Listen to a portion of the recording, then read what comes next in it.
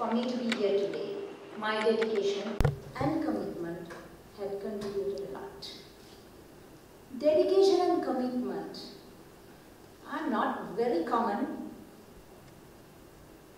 among most of the men. I'm not saying all, most of the men. Boys are not even committed to their girlfriends.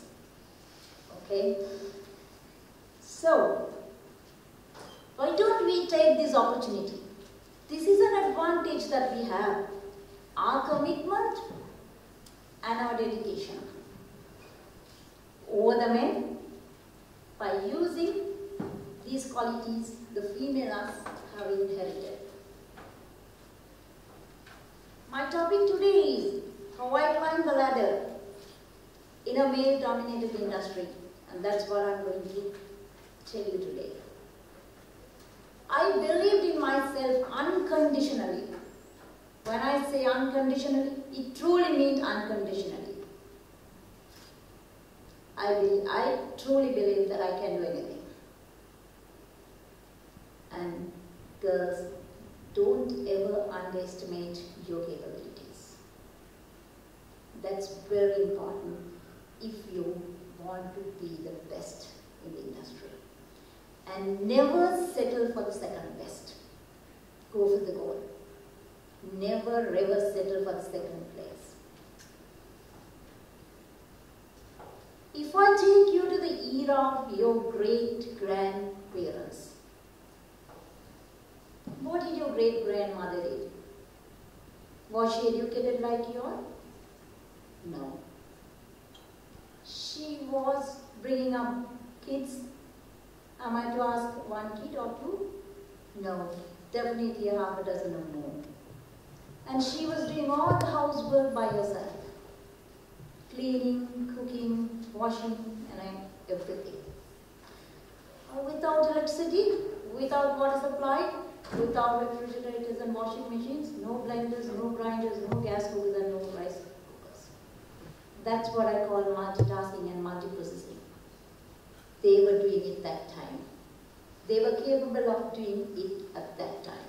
Not only that, they were supposed to keep hot water when your great-grandfather came home from work for the field to wash, and a bucket of water in the toilet for him to use. They took all the responsibility by themselves. So believe in me, even at that time, the women were smarter. Women were stronger. Women took any responsibilities given to them. They were very efficient. They were capable of multitasking and multiprocessing. So why settle for the second place? Why settle for the second best? Why not be the best? This was the time the great-grandmother was not even educated like you are. But out of all, most crucial and important factor in the career of a female is the ability to balance your work and your personal life. That is where the most of the females fail. That is where the most of the females quit. It's an art. You have capability to do it. You have to balance it nicely. We call it work-life balance. So use your built-in features like smartness, your strength, your multitasking, multiprocessing capabilities, your efficiency, your commitment, your dedication to balance these two. It's not worth having a very high position in your career, but if your children are not what you want. So definitely you have to balance these two. And you can, because you are capable of organizing yourselves. When I say organizing, the day you start cooking, I don't know whether you are cooking now. If you are really organized, if you plan yourself properly, you have to open the fridge only one time a day. When you open the fridge in the morning, You can take out everything you want to do the cooking, right? That level of efficiency, that level of organizing skills you should have. That will save a lot of time.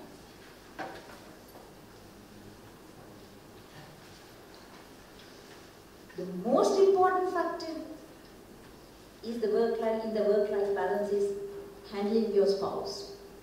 So girls, when you are deciding on a spouse, you have to be very careful.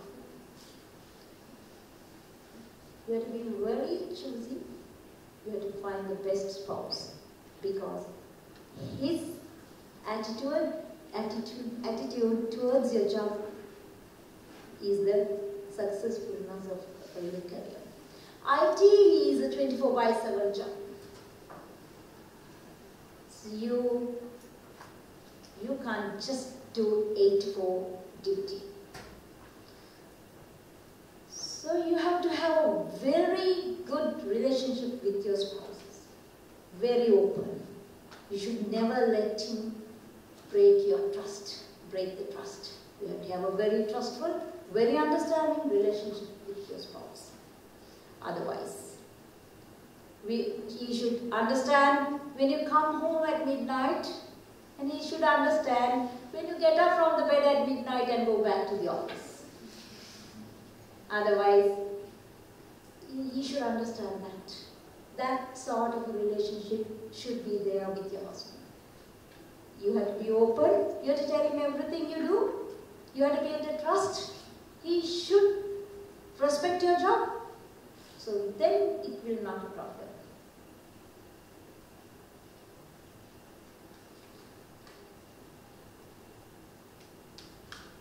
And this is another important thing. Okay, work-life balance. You do the work perfectly, you balance your housework perfectly, you will bring up your children perfectly, and here you have a very good spouse. No, there's one thing more. Never forget yourself. That is also very important. Why I'm saying that? You have to look after yourself. That's very important. You have to be happy always. Is it worth, if you're doing a perfect job at office and perfect mom at home, perfect wife one day, but you are not happy? You are not getting what you want? Your hobbies are forgotten? Don't do it yourself. Make sure you'll have time for yourself too. Having been successful at workplace, and bringing up 2 good sons, an engineer from Moratuwa University and a doctor, I have never forgotten myself. I enjoy life. I travel a lot, I read a lot, I do gardening a lot, and all this while balancing work life. When you go into the industry, don't ever think your career depends, successfulness of your career depends on your superiors. No. Your successfulness depends on your subordinates, people under you. What I'm saying is, you are there because of them. So you have to be impartial, good leader to them. You have to inspire them, you have to develop them. You have to support them. You have to be there for them when they need you. And most important, whatever the credits you get for their work, always pass it to them. At the same time, whatever the blame you get for their work, always absorb it yourself. Never expose them to the senior management. Then only your subordinates will believe in you. Then only your subordinates will trust you. Then you will have a very good, very successful future. And one thing, your communicational skills, your presentational skills, your negotiation skills have to be exceptionally good. Exceptionally. I'm not saying to be good. It has to be exceptionally good. So these three things will take you a long way. So So make sure when you walk out of the university and walk into the industry, the people will admire and be impressed the way you talk, the way you present yourself, and the way you negotiate. That will definitely take you a long, long way up in the ladder. Passion. All mothers love their children with a passion. Mothers love even their deformed kids. Mothers see beauty in a very unattractive kids. And mothers will love even when they become robbers, when they become drug addicts, even when they are murderers. Will mothers love stop? No, mothers will still love them. We females are born to be mothers. So you all have that quality in you. So develop that passion to your job, to whatever you do. I'm saying, do everything with a passion. You will be successful. In this male-dominated industry, when you are par with a male, always, it's very normal to give the preference to a male person. If you are par with another male, always preference goes to the male. If you have a lady boss, do you think it changed? No, it's worse.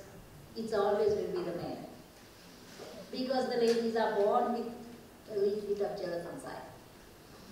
Sorry, it's true. So, we need to be better than them. We need to prove that we are better than them. Being in par with the males will not make you exceptional. So, if you want to climb the ladder, if you want to go in your career, definitely you have to prove yourself. You have to be better than the men. You have to prove it. So lucky girls,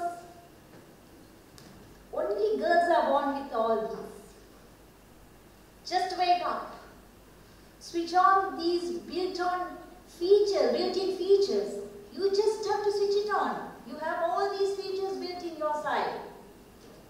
Be stronger. Be smarter. Be committed. Be dedicated. Be organized. Believe in yourself. Trust yourself. Be efficient. Be responsible. Be happy always. Make the others be aware of you by improving your skills. Develop a passion for all what you will do. Never settle for the second best. Go for the goal. And sky is your limit. Thank you. Thank you, madam, for your very wise and insightful words. Before we continue, I have just one small reminder. We want this event to be as much as interactive as possible. So please do ask some questions. We have some wonderful presents.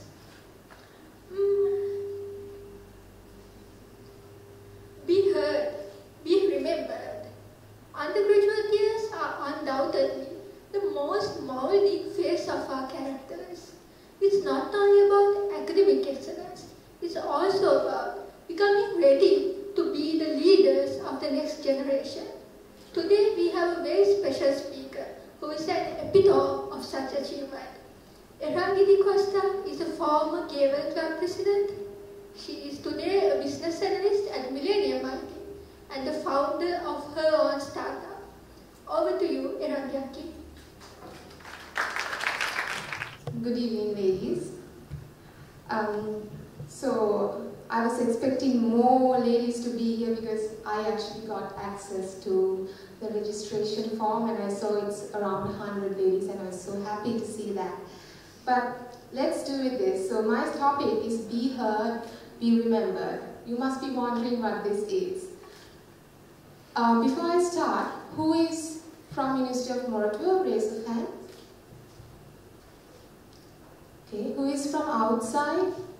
No one? One. Yay. Okay. I have an example which will be more relevant to those who are from this university. And let's see what it is. 80%. What does that denote? Is something wrong with the color scheme?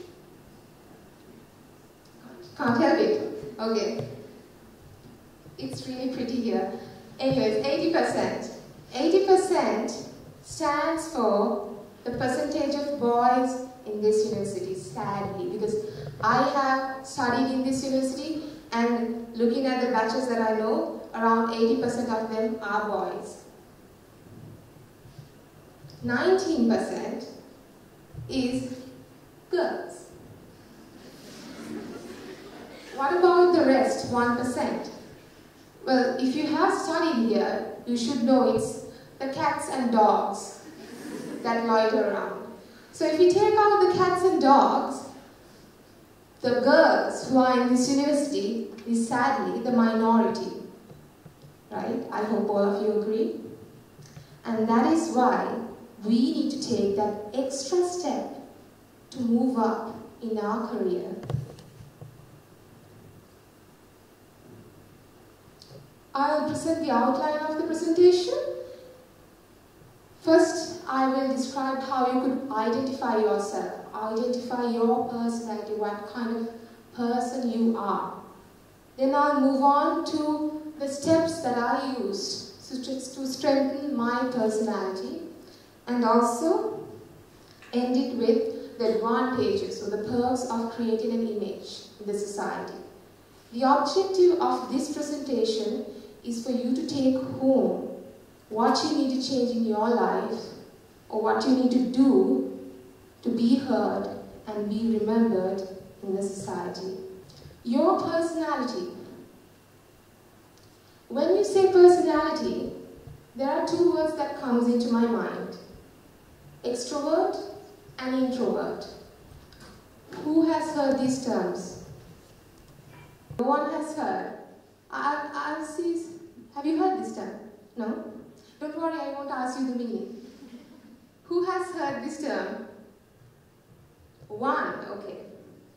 So because of the majority, I'll explain what this is. Next slide will be the best one. So, who you are. I'll try to explain these two words with these few slides. Think about yourself when I'm saying this. Are you a person that loves solitude? Do you like reading books than going out and watching a movie? Do you like to have time to yourself? Not all the time. You have your time with your friends and family, but at times you want time for yourself to think about who you are and what you want to do in life. Do you enjoy one-to-one conversations rather than having a group chat with friends? Do you often, at social gatherings, tend to think that you are alone or feel that you are alone? Do you prefer texting to call in a person or emailing to call in a person?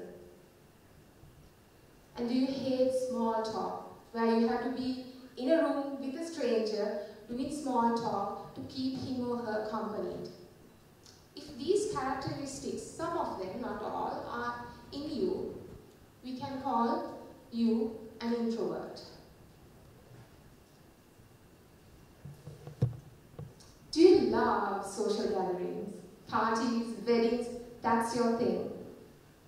Do you love group conversations, group chats, working together with people than doing your project alone? Are you talkative and sometimes being complained as too loud? I get that a lot. And when you have a problem and when you're upset, do you think that you need to talk to at least 3 of your friends to get it out of your mind? If so, you're an extrovert. Life definitely is easy for an extrovert. There's no such thing as 100% extrovert or 100% introvert. People fall in between. So what you can do is go home today. There are a lot of quizzes on this, online free quizzes. Load one of those and do the test. Then you can figure out who you are and where you belong to. Who am I? That's the next question. If I ask this from a stranger who has met me once or twice, they definitely will tell, she's an extrovert. She talks too much. But once they get to know me, they tend to figure out the introvert qualities in me.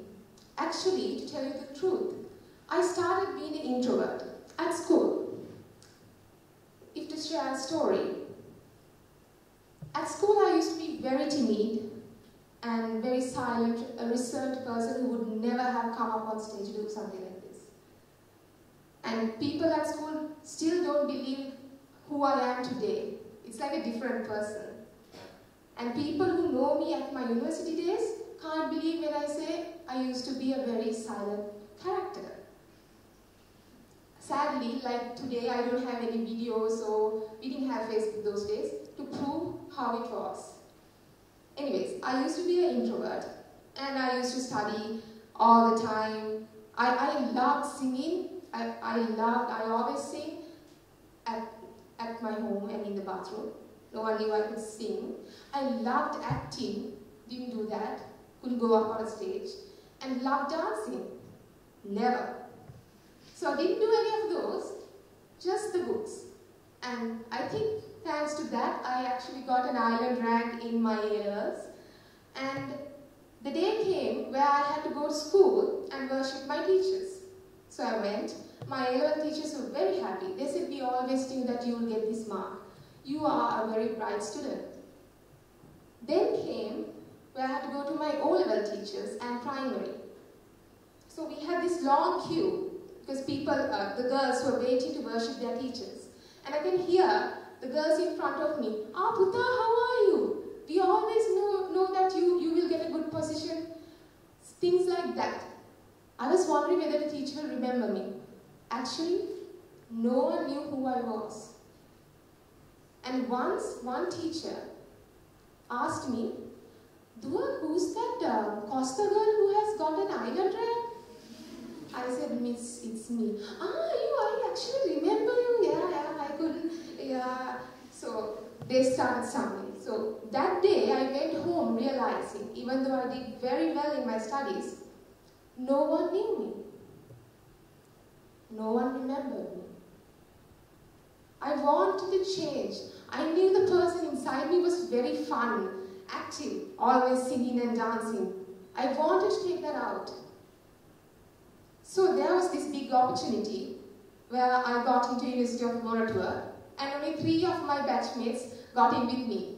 Yay! So I can take off that silent image and become the new Erangi, who's very popular, talkative, and everyone likes. I thought to myself, I'm going to change. Then the first day of practicals came. It was an electrical practical. The group was divided into 4. I remember there were 100 in the batch. So we had to go to this practical table and round up. All the boys, 6 feet and all, stood in front. We were in the back, couldn't see anything. No girl, none of the girls said, excuse me, I can't see, or poked them and tried to go in front. Everyone was happily standing. Can you see? No, I can't. Can you see? No, I can't. Then after the practical, I had to copy the notes from a boy. I thought, same is going to happen here. I was walking towards home and I met one friend of mine, a girl, and she asked, Eran, how was your first day at school? University. So I said, well, not quite bad, the lectures are okay, but I don't think I have a chance in practicals. All the boys are covering up everything and I can't see anything. have to be dominant if you want to get what you want. That hit me. I thought there's no use in thinking that I want to go out, break out my shell. I have to do something about it. I have to take an action. So, I went on from this being very silent introvert Erangi to not so silent, a bit more extrovert Erangi. I would like to share the things that I did in my university life to make this conversion. Always start small. Number one. You can't be a silent person today and the next day be this very popular person. You can't do that in one day. It takes time. It takes motivation. What I did was I joined a club. I joined Gavel Club, which was for public speaking because I knew I lacked my speaking skills. I did very wonderful speeches in my head, but couldn't take out the words. So I went there, first day, sat down. There were topics, very easy. First day at your university, first lecture, university versus school, 1 minute speech. I was preparing all the lines in my head. Okay, first I say this, then I say this, and then the meeting was over. So the whole 2 hours I was thinking what I was going to say, and then I didn't have a chance. Then I thought, okay, second day, I'll do it. Went there, different topics. Let me see, what should I do? Okay, I have some topics, but will people think I'm stupid if I go? And then the president was saying, okay, can a volunteer come up? As we all girls do, I looked down. Not to make eye contact. That's what you do best. So I didn't do a speech there. Then I heard that there's something called a prepared speech, where I could go home, practice and come back and do it. So I thought maybe that's the place for me. Put up my hand saying I want to do a prepared speech on myself. I had 2 weeks to prepare. I was writing the speech, crossing it off. All 2 weeks I was writing the speech, practicing it in front of my friends, making a very big deal out of it. And on the day of the presentation, I actually cut some lectures. Sorry, I know Isham Madam is there. And did the practice and went and delivered my speech. I felt very happy that day. I felt like finally I did something in front of a crowd. Finally, my words came out of my mouth. And people complimented me, saying, it's a very nice speech, you did well. So what I tell you is, now you should also join some. I'm not saying it's Gavel Club. You can join whatever club that interests you. So I joined Gavel Club, started as a normal member. Then I moved into the position of a secretary. I was the first out of my batch to achieve that position in the board. And then finally ended up being the president of a club in a male-dominated university, which was a big achievement. Don't show it. Number 2. Don't you always have that inner voice? Squeaking, squeaking, you can't do that, don't do that, don't put up your hand. Look down, look down, look down. Yeah, I too have that. Even when I come up here, I'm like, you can't do that, you can't. Shut it down. You might not be confident, but you are the only one who knows it. Don't show it out ever. Pretend. Girls are good at that, right? Always pretend. I know that you're scared. I'm scared. Can you see that I'm scared? No, because I now told you know that I'm scared. So, you are the only person who knows that you're scared and you don't know a thing. But when you go out there, put on this face. You're confident. You're a confident woman. You can do anything in the world. That's the attitude you have to have. It doesn't come in one day. You have to slowly improve it. Networking. And yeah, I have one example there which I forgot to tell you. Don't show it. One example at university. Typical. You go to an examination hall after the exam. Two girls talking.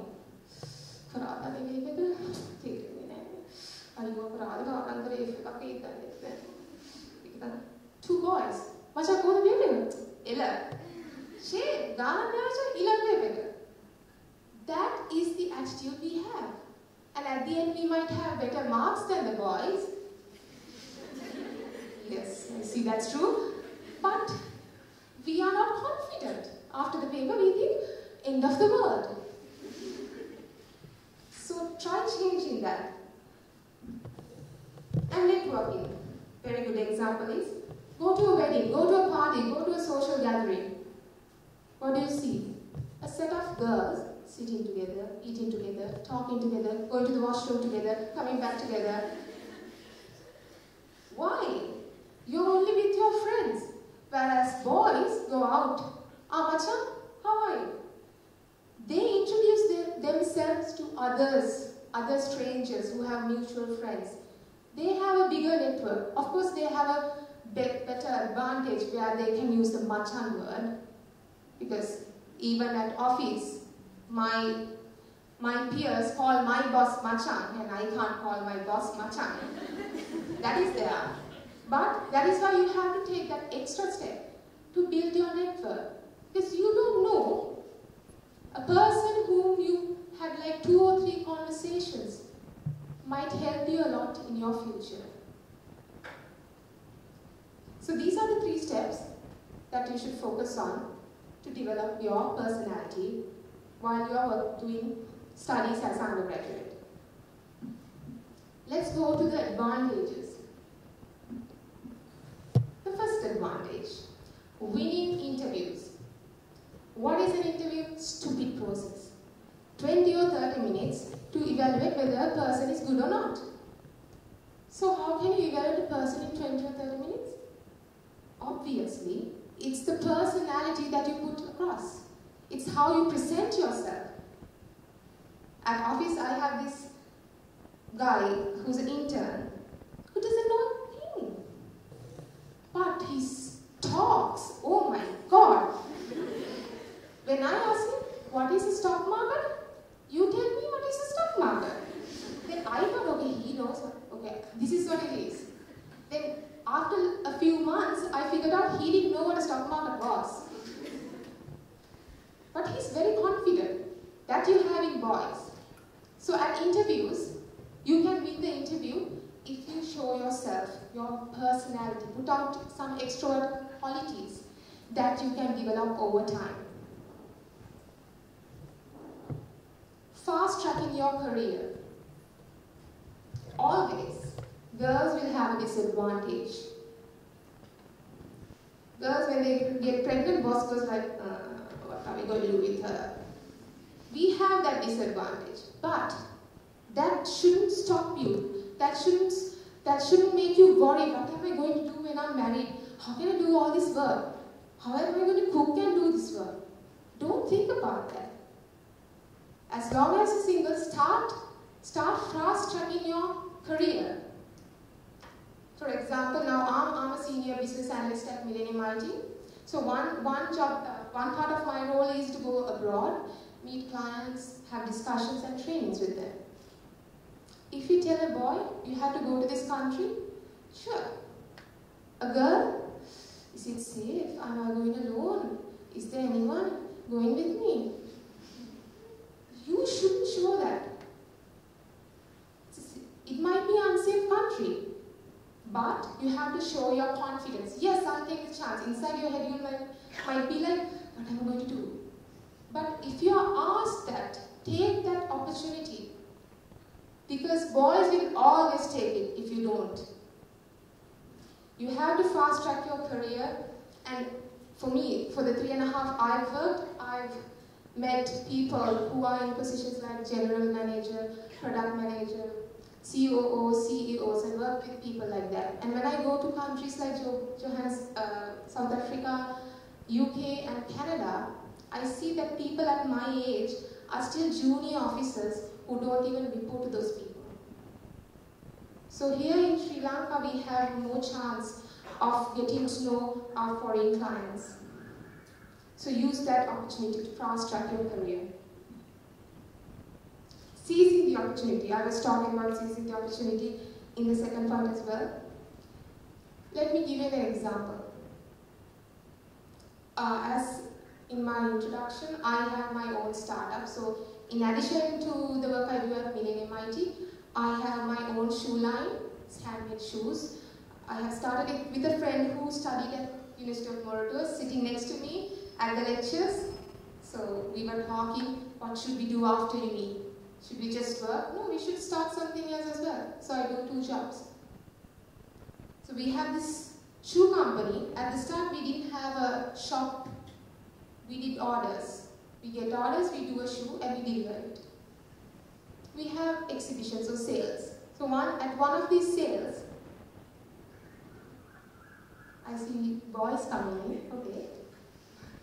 So at one of these sales, a person, an elderly person, like in his mid-40s, wearing a short and a shirt, with grocery bags, came in, walked in, and then he started looking at the shoes. I was very suspicious. A man, like my father, looking at girls' shoes, why is he doing that? I went to him, I said, can I help you? Then he said, yeah, do you have a shoe shop? I said, no, we actually do on orders. Okay, so how does it go? Yeah, we have online, Facebook, so you can put your order there and we do our shoes. Can I talk to someone from the management team? I said, you are looking at her. Then he was taken aback. Then I had to call my partner, who is 4 feet. She came running and she said, I'm the partner. Very convincing. He was actually expecting a man to come up and talk to me from the conversations we had. But us two together, we were able to convince him to put our first batch into that shop, and now we have gone a long way and we have shoes in another shop in Colombo as well. So opportunity.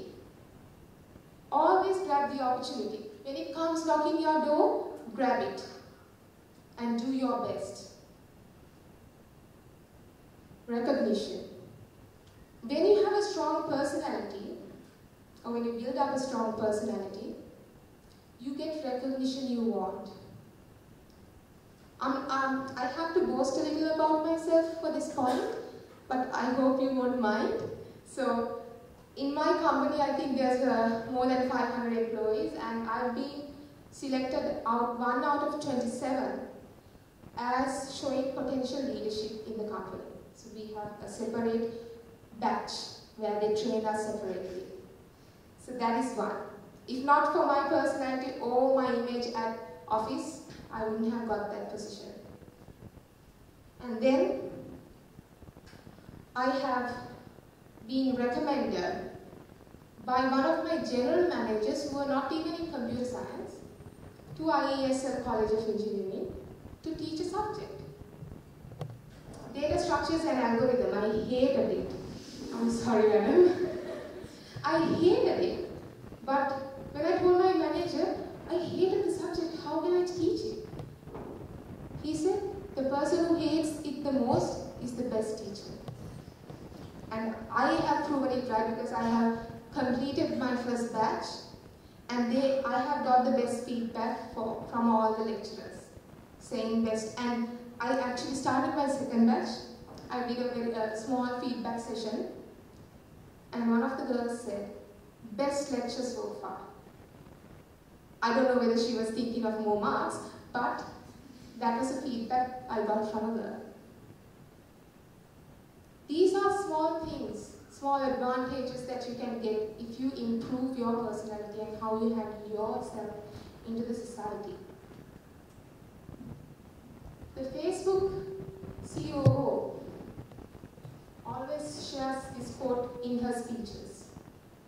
What would you do if you weren't afraid? What would you do if you weren't afraid? Questions? Do you have any questions you can ask? After this speech, come on, seriously, you have to have some questions. No questions? You talked about your experience and perhaps the support you get from your female colleagues. How do you feel that the 80% was active, reacting towards what you were doing? Good question. I'll talk about my evaluations I have. Year-end evaluations. I have 2 bosses, male.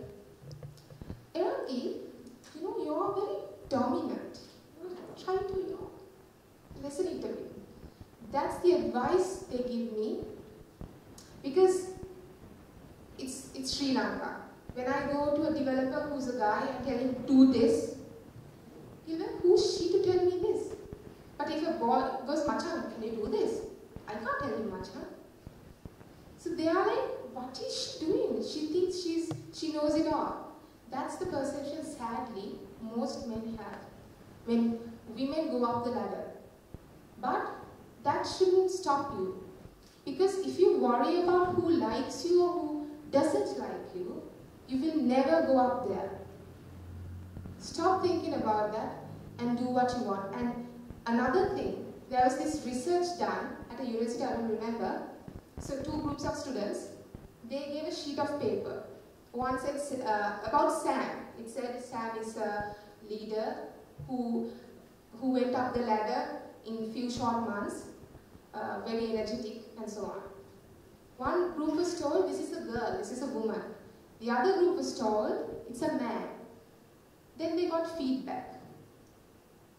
And the group who got to know it's a man said, very motivational, self-motivated person goes up the ladder. People can learn from him, a role model.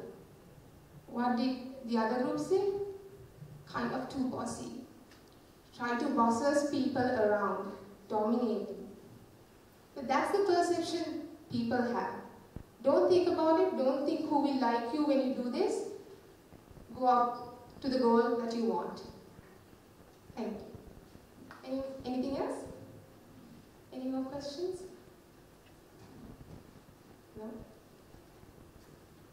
You said that you should seize an opportunity when you get an opportunity, you have to do it. Like, do you think it's possible all the time? Because, like you said, like you have to. Sometimes you get an opportunity to go abroad and get data trainings and stuff. But when it comes to considering the safety, what do you do now? What are the girls supposed to do? Well, yes, I was given the chance to go to South Africa, Johannesburg, the city that has the most number of crimes. So I had to go there.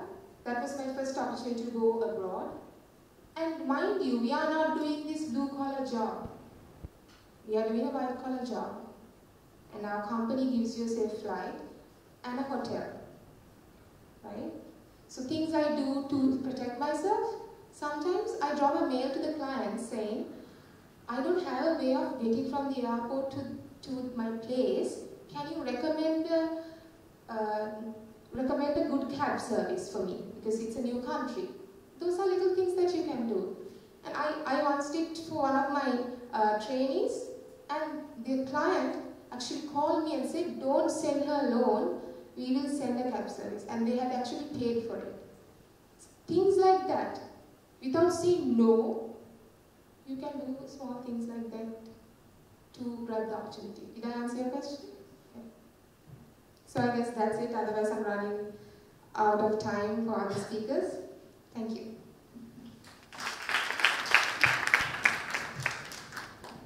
Thank you, Akka. That was a really inspiring speech, which I feel a whole lot of us can relate to. Next up, I invite some very lively ladies. Shasmi Ajume and Diyanti Jaiman are the leads of the Virtusa Campus Reach.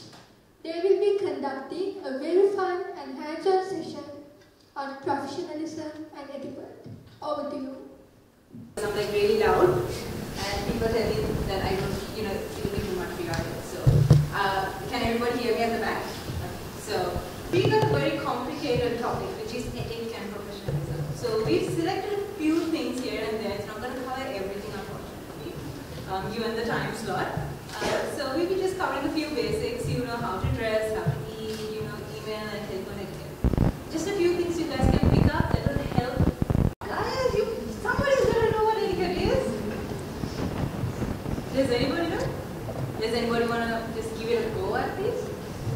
unfortunately, somebody long time ago said you gotta eat with the fork in this hand and the knife in this hand. Don't know who decided it, but somebody did that. That's how you gotta do it. So basically, that's what etiquette is. So, you know, the basic rules of yes, this is how things should be done. And why is it important? Because if you do something wrong, people are gonna be like, did you see how she was using the cutlery? Not very well educated.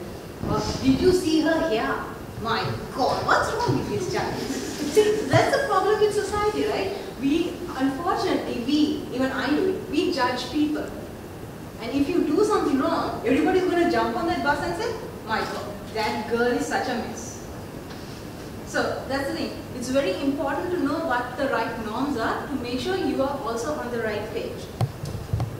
So I'm going to start off with dressing etiquette.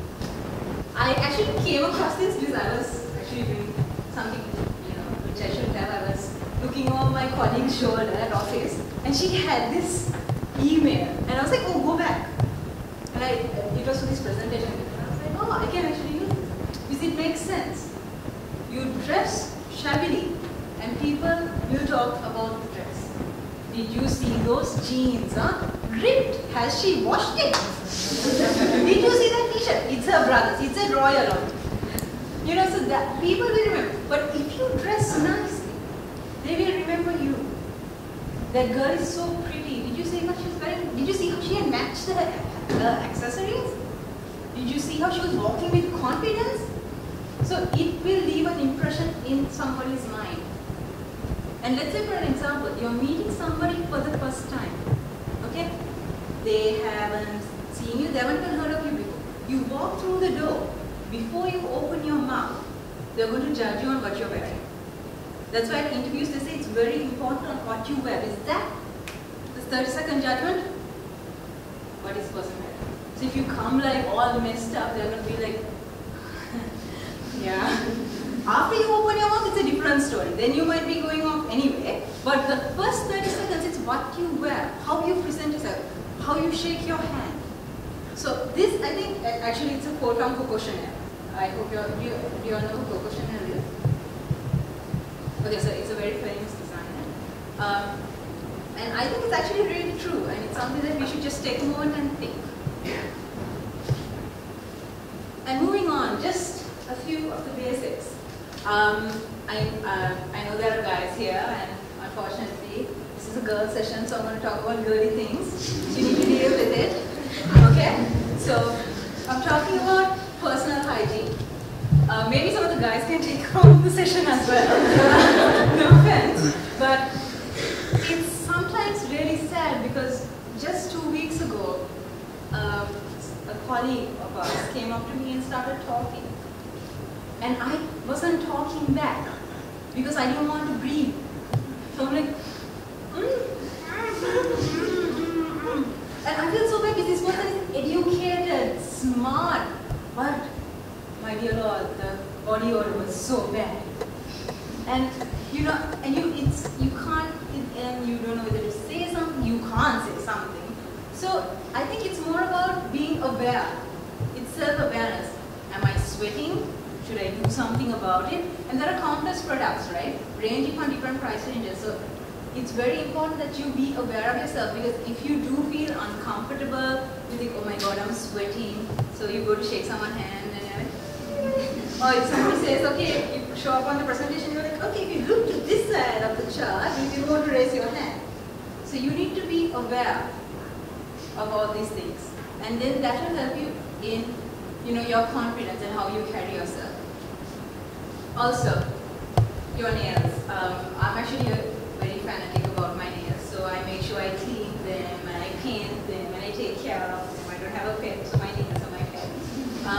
So I'm very careful about them, but if you do have long nails and you're not too careful, trust me, people will judge you on that.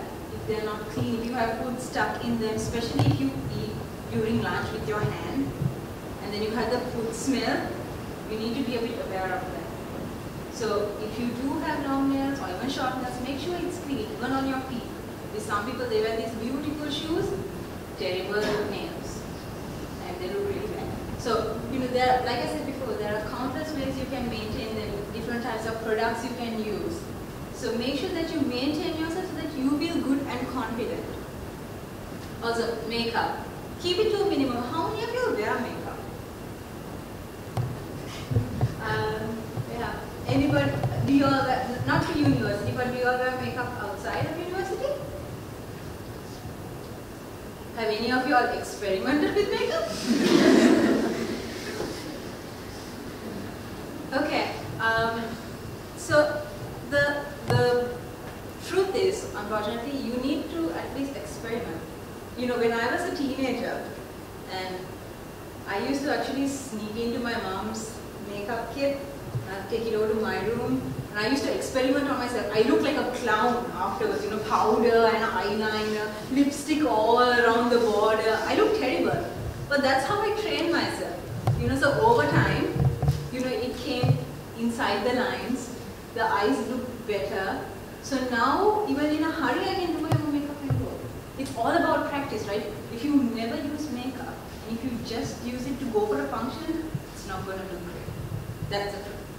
So you need to, start with the basics. Start wearing a little lipstick, wear a little eyeliner, maybe some eyeshadow, little foundation. Just experiment and figure out what colors work for you and what don't. Don't wait for a wedding. This wedding makeup is way out there, the foundation and pancake, stuff going on. So just start small, because that will make you more confident in, you need to run for a meeting or you have something important. You just, put some makeup on and you go. Because that will make you look and feel much better about yourself. Okay? And also fragrances. True story is, I set up an interview for an intern, QA, and she was late, so she came running. She came and said, okay. So I put her into a room, and I actually forgot to get some documents, so I went back to my seat, and when I came back, the room was filled with perfume. And she's like sitting there like nothing happened. And I walked in, and unfortunately, it wasn't a very good perfume. It was like a fruit salad. So, I kind of felt bad for her because I knew that there were 3 interviewers going into that room and I knew that they would sense it as well. So I actually said, okay, maybe the AC is not working in this room and I put her into another one. But yes, be conscious about that. There are so many products, so many local brands, so many overseas brands that have different perfumes. So try some. Go for more, like more of the aqua, water, that kind of fragrance rather than fruit salad. But just try and experiment. When you go for different occasions, when you come to you, just try something. Because I am assuming that all of you do wear some sort of perfume. Yes. Alright, so that's good. So just build up on that, right? And make sure you try different things, different products, and see what works best for you. Oh, make sure you use moisturizer. How many of you use moisturizer? Okay, that's good. In Sri Lanka, we have really, I don't know if it's just in Sri Lanka, we have our tan skins, right? And when people scratch, their skin turns white. And then you get a little graffiti all over your body. It's actually like scrape marks, itchy, swirls. So, their palms are really white here. So, use a little moisturizer. It will help you a lot. You should use it in the morning as well as the night, but if you can't use it twice a day, at least once. It will make you feel so much better and so much more confident. Right? Because then you won't be conscious, you see the other person looks so good and you're like, okay, you should feel empowered to do whatever you do. So you should, but to do that, you need to make sure that you're all there too. Okay, there's no rule saying you can't. So you should try wearing skirts and dresses to work. See, unlike men who are very limited in their clothing options, we women, on the other hand, have so many options. We can wear pants, skirts, shorts, jumpers, onesies, tubes. There's so many things. So why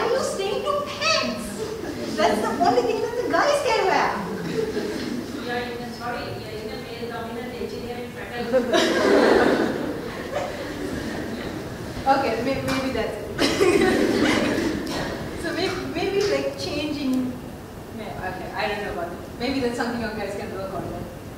But, don't be afraid, I think, to experiment. Because unfortunately, what we see in the industry is when you come to work, you bring this attire with you. That's when you can be free and feminine, and wear pretty things. But still, the girls come in their jeans, with t-shirts, and biscuits. And it's funny because once in a while you see one girl dresses up, one girl, and the rest follow. Like we see so many, they wear their skirts and they look fantastic. Cliques of girls, as I said, cliques of girls that go to the washroom and go to the canteen. But this look fantastic. Their hair put up nicely, wearing some nice makeup, in high heels. They look fantastic. So maybe not in uni, but when you go out, try different things, wear different styles to see. Yes. So promotion criteria based on how well the females look? Not really. It's about. So what's the advantage? It's more about feeling good about yourself. Yeah, but here we talk about professionalism, isn't it? Yeah. Yeah. So I mean, because I don't know, my idea is we talk about professionalism, and we should look at what would make us climb up that career ladder as a female. True, I agree. But what I'm saying is we shouldn't forget. A lot of people tend to forget and they just wear, whatever because it's convenient. I'm saying just make it a point, make it an effort. And because sometimes when you dress up, you might feel better about yourself. So maybe you can't do it every day. Just make it a point at least once to, dress up, do your hair, whatever that, you think you can to make yourself feel better. It's not a must. But it's how you can present yourself out there. And hair, shoes. Make sure they're clean, they're nice, because unfortunately our roads are not that great. You can get mud on them, you can get dust on them. So make sure you clean them, wipe them down, so they look good, and you can feel good in them. Even if you are wearing slippers, make sure that, they are clean, because otherwise, you're kind of So make sure that whatever you wear on your feet, that they're clean and up to standard, like I said, with your toenails, with your feet, so that you would look good. Hair. Also another thing, make sure that if it's long, you maintain it really well, and if it's short as well, because a lot of people, what we hear, girls say, oh, I grow it because my mom wants me to, and it's just like grow now. They don't really care about whether they keep it with their mom. So if you don't, I don't know, you can. Just try and see what would suit you best. Because unfortunately, fortunately, hair grows out fast, so you can see what suits you best. So different styles, different cuts, should experiment with it. Also, if you are trying jewelry, I would say simpler, the better it is. Because if you are wearing something very big and chunky, you're going to take away, distract a lot away from you. Because people will be looking at your ears, or they'll be looking at your hands, or they'll be looking at here, unfortunately. So make sure that you do not take away too much that distracts away from you. Alright, so I'm just going to show you a video that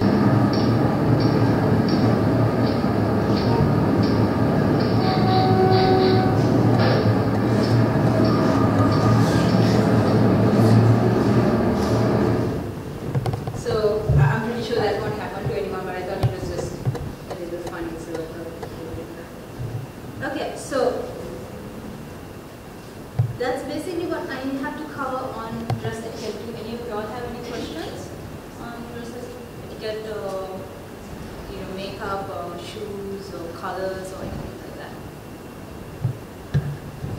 Okay. So moving on to dining. It's a very complicated topic as well. But I just picked up a few things we can discuss today. What to use? You go for dinner and there's everything laid out. What do you pick? It's funny because when you go for a lot of weddings and you sit down, everybody waits for the person next to them to start eating. So they know whose fork belongs to whom and whose side plate belongs to whom, whose wedding cake also belongs to whom. Otherwise you will take the wrong person's wedding cake. So this is what you would get in a fine dining experience. It's very complicated. But don't worry too much about it, because if you go to most places, this is what you get. Something very simple, the salad fork, the dinner fork, and the knives on that side and so on. But what you need to remember is, in any setting, you need to always work your way from the outward in. Okay, and your glass will always be on your right hand side and your side plate on your left. So if you go for a wedding and you're not sure, see where the glass is, the nearest glass. That will be your in front of you on your right hand side, the side plate. Just a few basics on dining etiquette. Don't drag your chair. You should actually make any noise when you raise your chair, but make sure you don't drag it up when you're sitting. And if you have a napkin, make sure you keep it on your lap as well. No elbows on the table. Don't talk with your mouth. It's a very important point.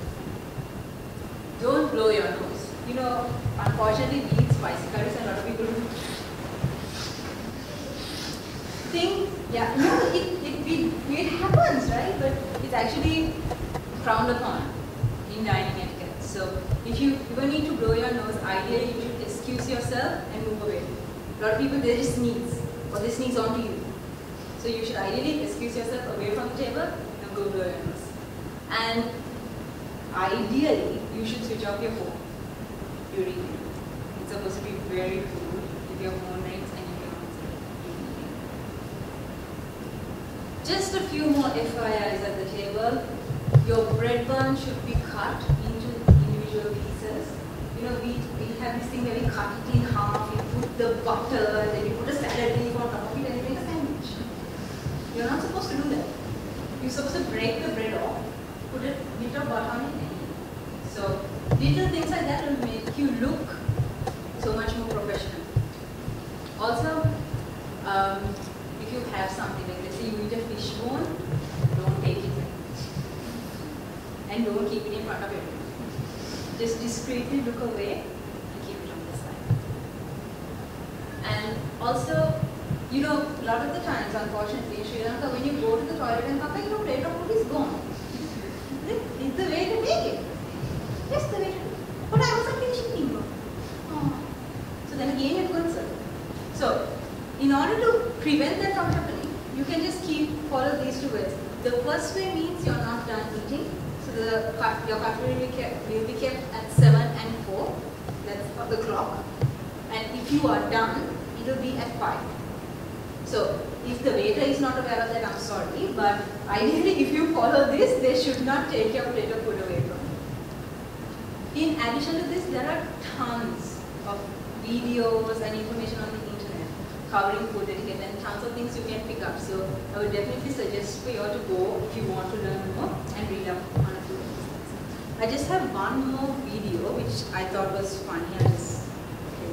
Your label, get your pelvis off the table.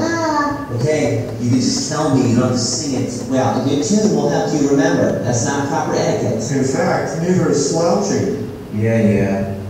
What a tune? Kevin, you're not slouched at the table. Anything else? Napkin in your lap, please. Hold your fork properly. Okay. How come you guys never get on Lindsay for any of this stuff? Because she's a child. Yeah, but you never say anything to her. Well, she doesn't do anything wrong. Yeah, right. Uh-oh, somebody got a toot-toot? What? Are you serious, Mom? What, you want me to reprimand her for being gassy? I'm gassy. Mom, that wasn't even real. Yep, it's impolite to raise your voice at the table. Oh my God. Do not use the Lord's name in vain either. Okay, fine. I'm not going to say anything. Never bet Basel. Well, anywho, how's your day, Dean? No, it wasn't bad. We had 2 meetings today. You're gonna get it. You're gonna get it. Oh yeah? What are you gonna do? I'm gonna kick you in the face. So yes, that will be a bit fun because it covered most of the things we spoke about. So like I said, there's tons of information out there for you to pick up. So I definitely recommend you guys to go and just that's basically some of the things I'm going to talk about. Next, Shazmi will be talking about telephone and email etiquette. Work as a woman, it's hard to work in the corporate industries, for sure. We and the other face so much of challenges working in a male-dominant industry, right? And especially in a campus-reach office, because most of our seniors are men, and we get so much of pressure coming down on us, and it's a bit troublesome, but let me run through some of the email etiquette that you can use and send across efficient and effective emails, right? So this is basically like a basic structure on how you should write an email. There should be a subject, the text of it. There should be a start, how you actually approach the person, like how you greet the person, like a reference, a reason for you writing a particular email, enclosing documents like attachments and stuff like that, reference to future contact, and the page, how you end your particular email. Let's run through the subject. So the subject of the email is quite important. It doesn't have to be very lengthy. It can be very minimum, right? It should basically give you a summary of what the email is about, right? So say you're applying for a job. You're not supposed to say, I'm applying for an internship in Cuba, therefore my CV is here. That should not be in the subject. So what you can say in the subject is applying, okay, the openings, right? And the text could probably explain what you're applying for and what purpose the work is about, right? So key points to remember: explicit. The email has to be explicit. This means easy to understand and remember. So once you read it, you should be able to grasp it. A person should not go back and read it 4 or 5 times. And descriptive, short, right?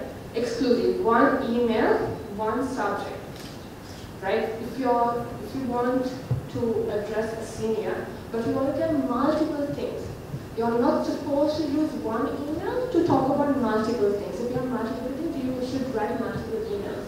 So it's easier for you to track, right? Next would be content of text. It should be efficient and it should be short and sweet, right?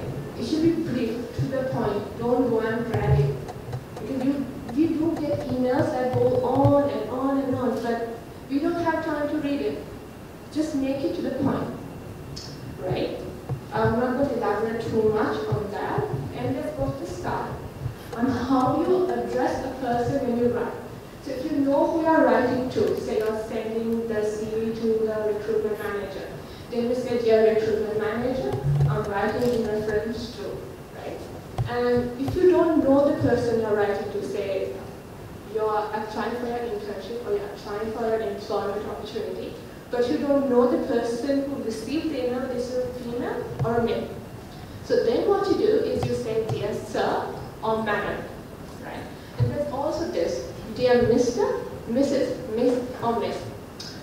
So if you know who you're writing to, if you say you know that you're writing to me, you know I'm a woman, so you say, dear Miss.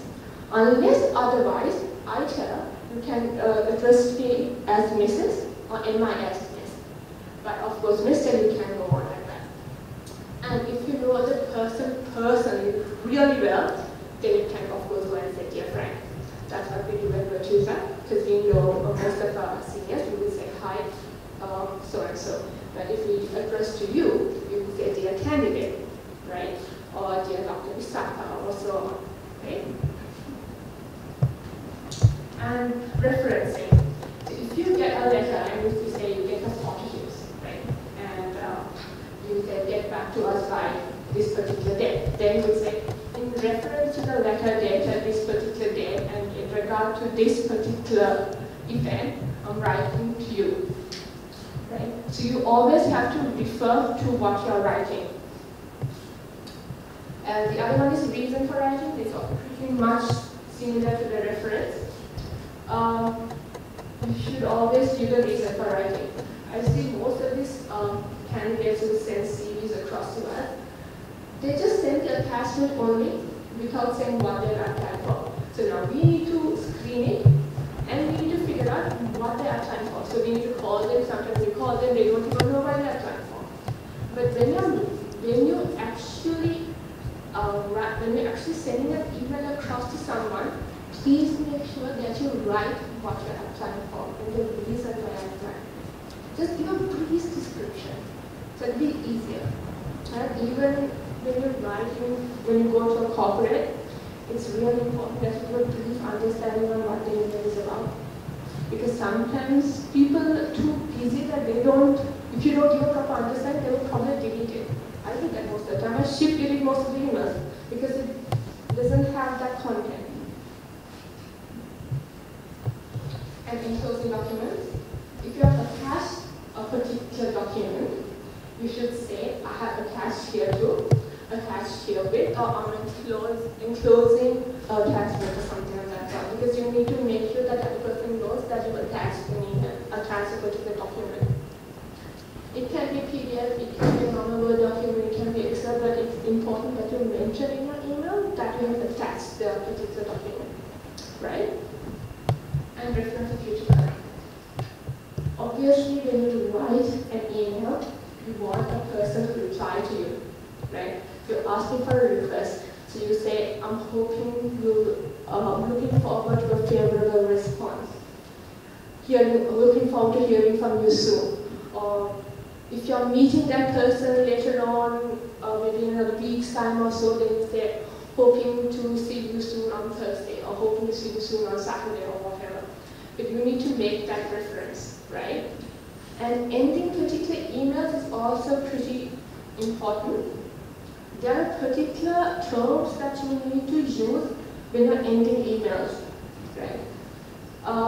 You use yours faithfully if you don't know the person, but the person you're writing to, right? And yours sincerely is what you write when you know the person, know the name of the person you're writing to.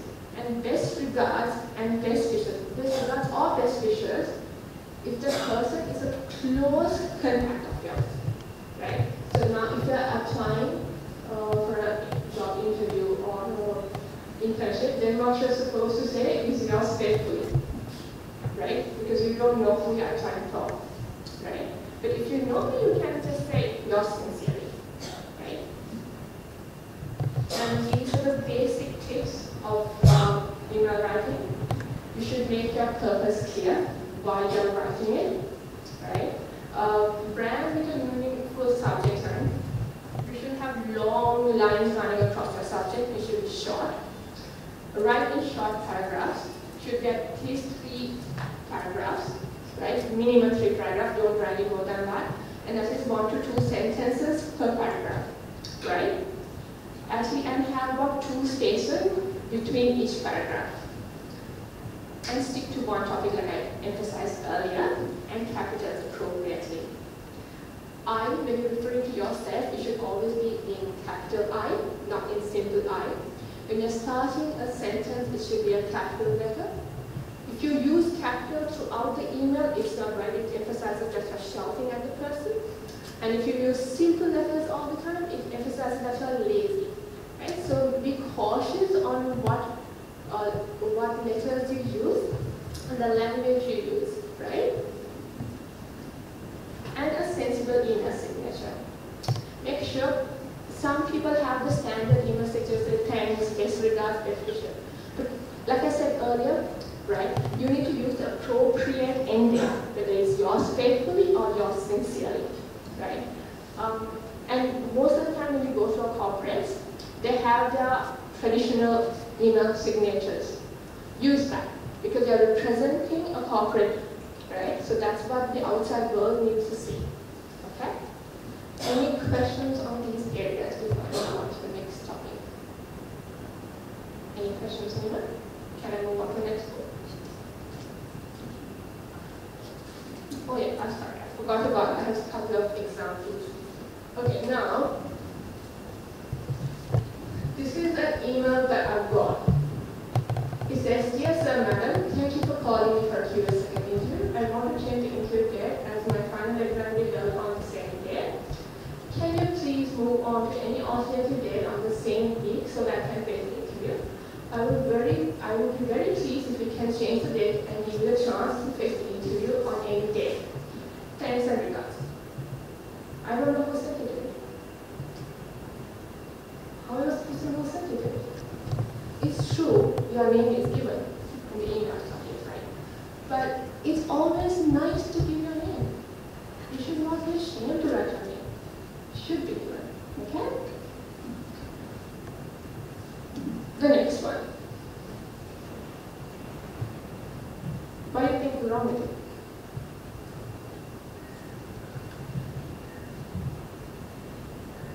Anyone take a guess? Yeah. She says best regards.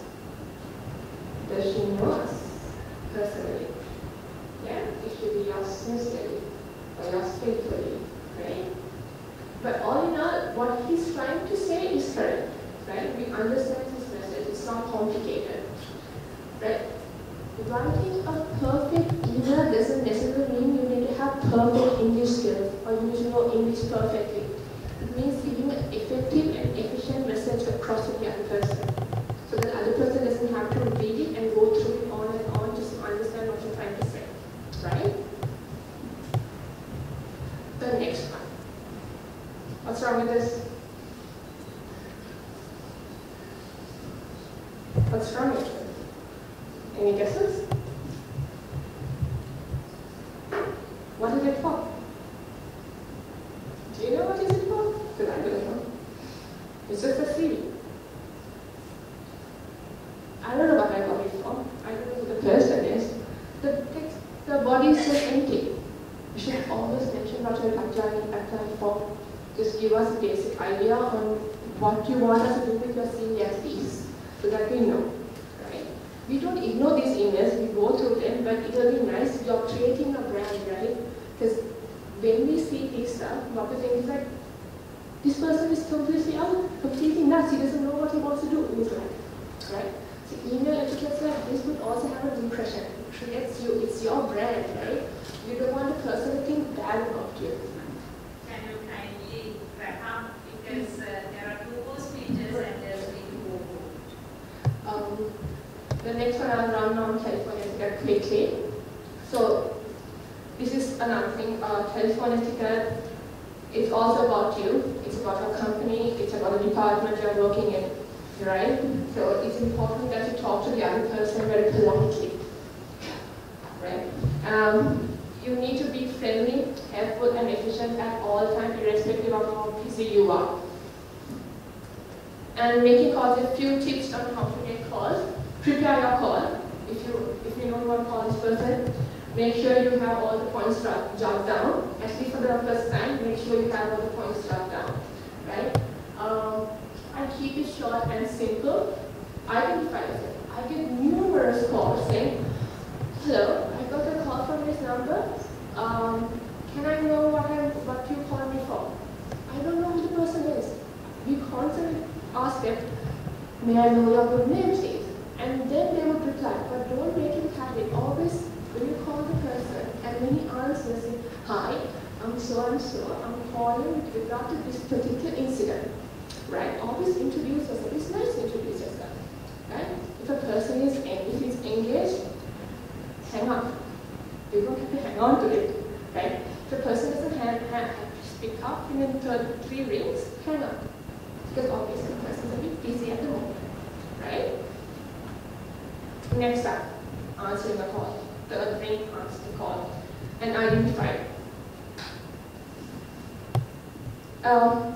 We normally say hello in corporates, right? But most of the companies have their voice conferencing, right? So everyone will do call virtual, a high-tech call virtual, and so on.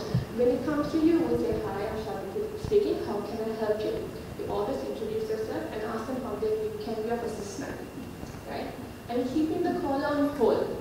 If you get a call and you're on another call, you always answer the call and say, hi, I'm on another call, can I keep you on hold? Right? And you finish the call that you were on. And in case the call is going to further, they will say, can I call you back? Right?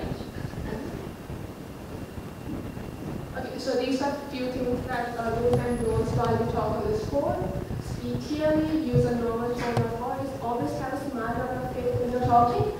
Because even if you're grumpy, the person who is on the other side can feel it, right? Do not eat or drink while you talk. Do not use slang words or poor language. Address the caller properly by his or her title. Listen to the caller and what they have to say. Be patient and helpful. Always ask them to put the call on hold. Always focus on the call. And so all what we're trying to say is be polite when you're talking person, answer by the third ring, and don't eat food or drink while you're talking. Always give attention to the person on the other side of the phone, right? Irrespective of how busy you are, you need to be very polite, right? So this is what I would say. It may sound silly, but if you smile as you talk, it will silence the voice. And to wrap it all up, in order to be irreplaceable, you must always be different. Exactly what Arana said. You need to have your own brand. You yourself is a brand. Coke is a brand, but what makes Coke unique from the others is the brand. So we are a brand, and what I'm telling you today is go home, think three things about you that another person would think about you. Those 3 things is your brand. Okay? Thank you very much. Okay. Thank you, Shashmi and Diyanti. I'm sure that would be very useful for our girls who hope to go for their industrial training. And moving on to the next topic. We all know that talent and dedication are 2 essential components on a successful career. Being on par with our male counterparts when it comes to technical skills is a really huge challenge. To address this issue, we have a very inspiring role model. She is Dibutuli Laratna, software architect of WSO2. Occupation undertaken for a significant period of person's life with opportunities to progress, right? But like the best explanation of career was given in a movie that I watched 6 years ago. This was a movie about a female reporter, and she was talking to someone. Jennifer Lopez was starring in it, and someone asked her, "What is a career?"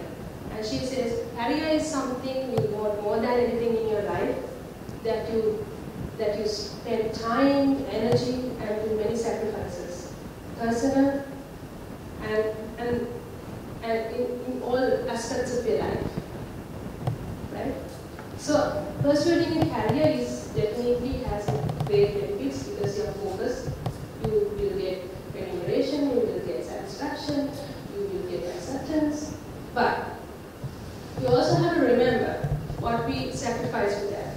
And there are 3 things that's very important, because successful life is successful career plus many more things. So I believe that we have to learn to have work-life balance and identify priorities and context switch.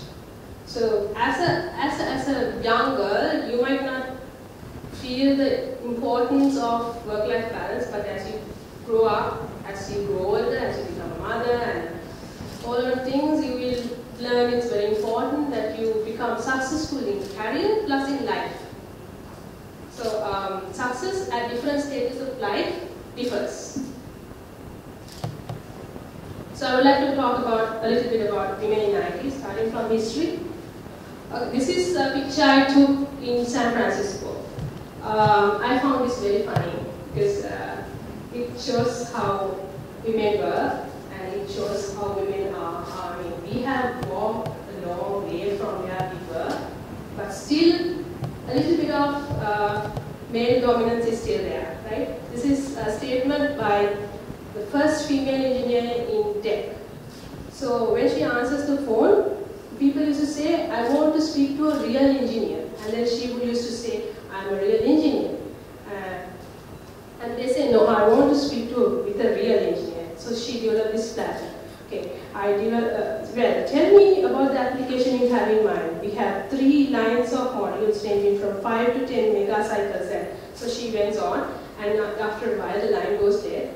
And she heard the guy telling another person, "Hey Joe, guess what? I've got a woman engineer on the phone." So that's how things were in those days. So this is a brief history, and I draw strength and motivation from history, and I believe many people do. We all know about Ada Lovelace, right? The analyst of the Charles Babbage engine. She was coined as the first programmer, and Gertrude Blanche, She led the tabular labs, which develops a whole lot of tabular tables during the World War II. And then Kathleen Booth wrote the first assembler for ARC machines. And Grace Hopper, we all know about Grace Hopper. We know about the Grace Hopper conference where women talk about their achievements, their career progression, and all those things. So it's interesting to read about how they achieved what they wanted to achieve in life and in technology. And they have paved the way for us, the female engineers, to success. I mean, it's much easier now than those days. So today we have many CIOs in different parts of the world, and this is something I took from US. So we have, I think today we are going to hear a speech by CIO of Sevenco, Kumali Ratnayake, and Saka Madam. We have many inspiring women. We have to learn from their character, learn how they have achieved what they have achieved. Okay, these are the 3 Turing Prize winners. So Turing Prize is a prize given for women, for men and women who achieve great things in computer science. It was started in 1966. Do you believe until 2006, not a single woman has won it? So finally in 2006, Frances Allen won it. She's an IBM fellow. She won it for optimization of compilers. Her work in parallel programming and optimization theories in general. And in 2008, Barbara Haberman won it. She's a professor at MIT.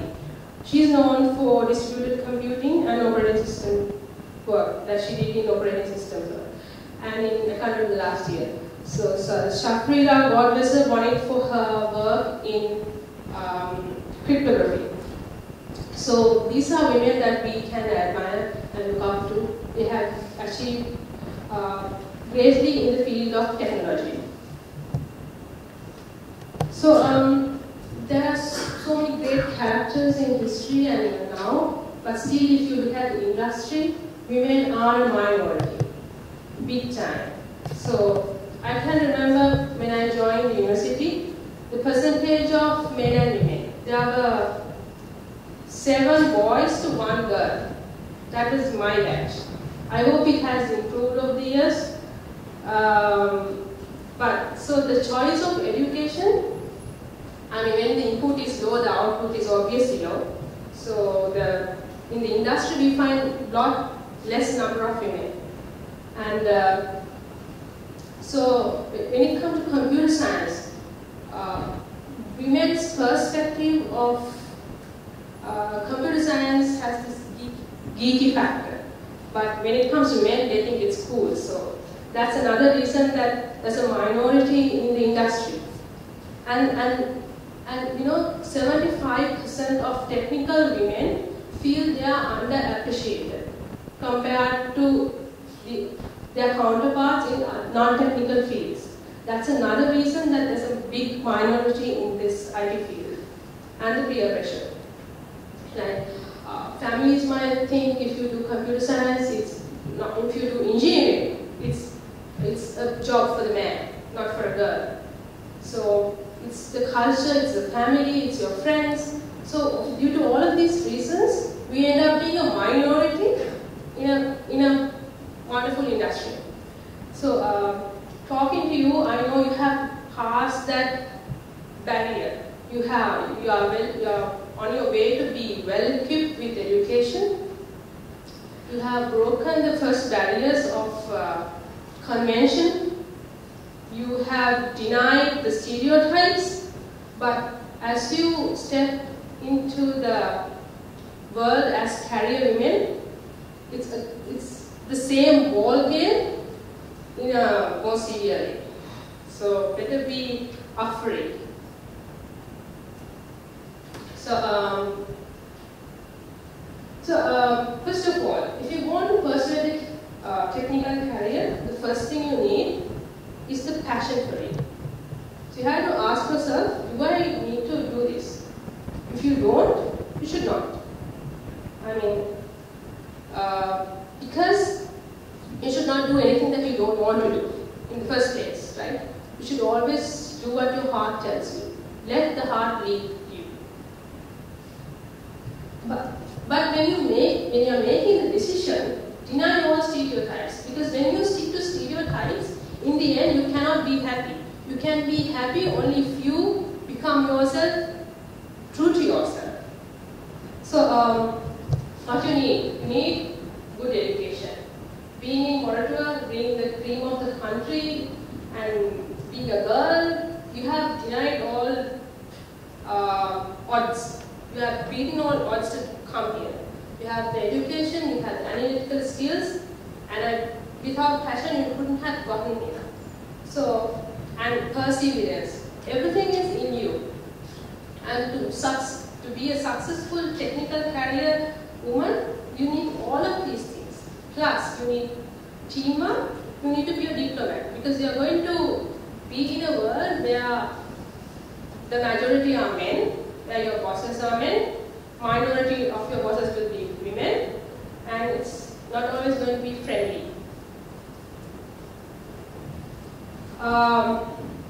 So, there are advantages of following a technical career. The first thing being, you are technically equipped. You can you can use what you learn in the university to practice. That's what you have excelled in. That's your major in your undergraduate studies. So you know what you are talking, and you know what you are writing when you are writing code. So it's great to use what you have learned.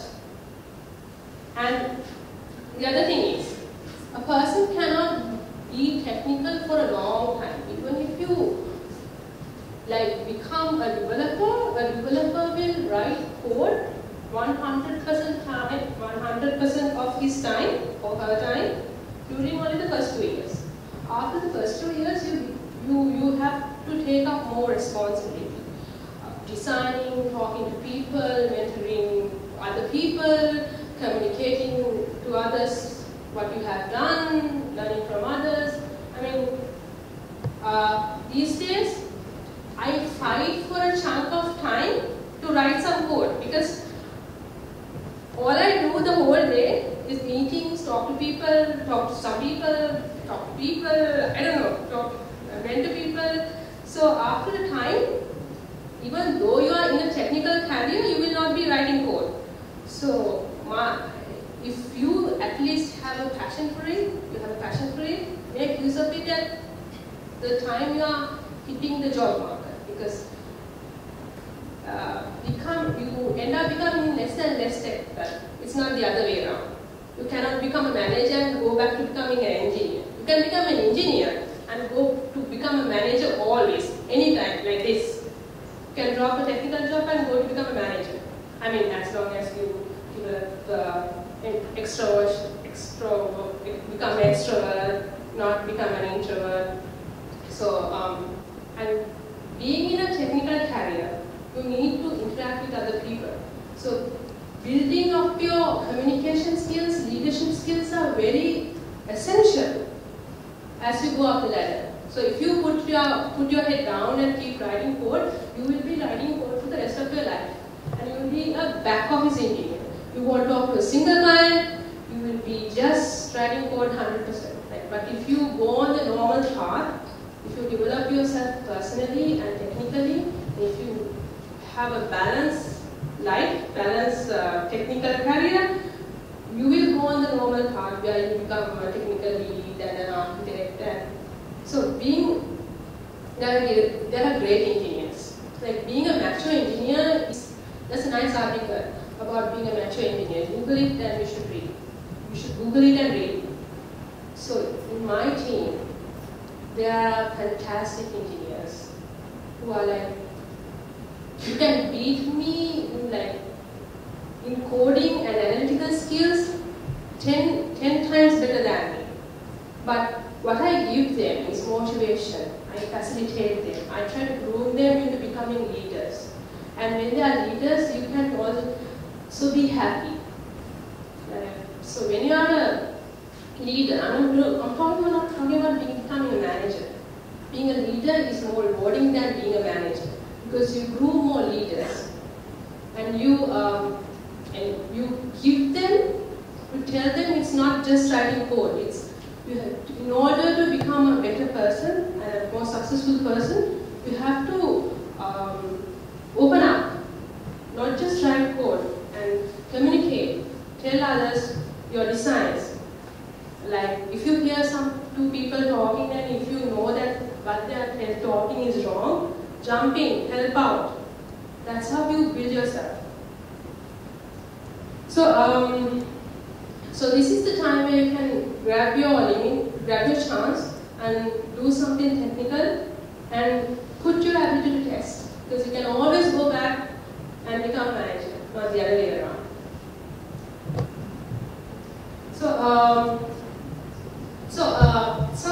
Some research on women in IT, they have found that women are much better when it comes to other areas like communication, leadership, interpersonal skills, effective training skills. So when it comes to men in IT compared to men in IT, women in IT are equipped with a lot of other skills. I think maybe it's the fact that we are being women, we have more tendency to understand people, we communicate more, we are maybe less geeky than men counterparts. So our soft skills plus technical skills will give you much more success in the career ladder than our male counterparts. Like if you develop yourself correctly and protect yourself correctly and learn how to handle situations diplomatically, so it's very important. So another research shows that gender diversity in IT leads to better decision making, increased creativity, innovation, enhanced performance, and bridge that gap between products and services. And it's not every company, every leader or leader in a all the leaders in a company know this. They know this, and they are not looking for people who code, only code. And so if you have 5 superstars in a team, that team is bound to fail. You need 1 superstar, 1 jack of all trades, 1 plant who generates ideas. No, you need a diverse team. So when you build this diverse team, you can easily find, if you pick a girl, 1 or 2 girls, you can add balance to a team. We can play a major role in IT industry to make it a better place, for us to produce better products, for us to understand clients. We do it better than our male counterparts. So we have a gap to fill in the IT industry, and the management of most companies understand this, right? So I'm going to tell you some personal experience in my life in the IT field. So as for equal opportunity, yes. I have worked at Millennium IT and WSO too, and I can tell you that the management of both these companies has given me equal opportunity. They will give you equal opportunity in training, equal opportunity in management. So I'm really glad to say that. But when it comes to social aspects of it, when it comes to colleagues, it's a different ballgame. Because when it comes to a guy, if a guy walks in and says, I'm a developer, everybody believes in his technical ability until he proves otherwise, in a continuous manner. But if you walk in and say, I am a developer, a girl walks in and says, I am a developer, the first impression is, okay, let's give her something and see whether she actually does it. So you have to keep For a girl, you have to keep proving yourself. You have to prove yourself. For a guy, you don't have to prove yourself. So these are some of the truths you have to accept when you are going down the technical career path. Like guys will always be accepted and they don't have to prove yourself, and you will have to prove yourself. I mean, that's the truth. That's the ugly truth. And there can be situations where there's a thing called groupthink. Groupthink is a situation that creates bad environment. So this is the definition. It's a psychological phenomenon that occurs within a group of people in which the desire for harmony or conformity in the group results in an irrational or dysfunctional decision-making outcome. Basically, groupthink happens in social groups. For example, groups of people, same religion, same ethnicity. So you can find this in IT companies, shocking but yes. Like if you join a group where you are the only female and like there are 20 other males and you are the only female, there are situations where you will face this. So to break the group thing, it cannot be done by yourself alone. It should be done by the management of the company, and it should be identified. And if you find yourself in this type of situation, you should handle it when you run 1 billion transactions in eBay. Go for it. Don't let groupthink and stereotypes pull you down. And to handle this is like usually management identifies this type of behavior and breaks it down. And it doesn't happen if the female percentage is a little higher than 1. The other thing is, if you are in a technical field, you really lack the female bonding. So the first female you see, you go running, hi, come on, so it's like, it's a little lonely world out there. And as technical girls, we have our techie flows. Most of us are introverts. And most of us don't know how to fail. Learn how to fail. Learn how to get up. Learn how to communicate. Learn how to become an extrovert.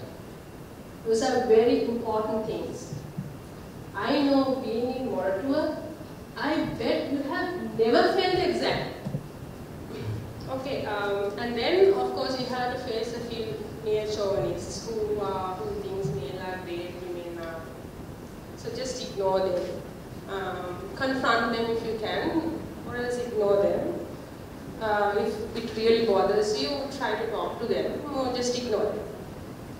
But the majority of the guys are really nice, because I find it really comfortable to walk into a room with a whole bunch of guys wearing jeans and t-shirts and slippers, and just be at home, feel at home. But I really don't recommend doing that if you are going to a client.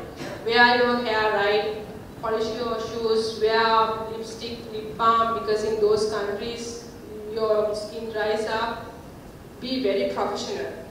It's very important that you project yourself very smart and confident.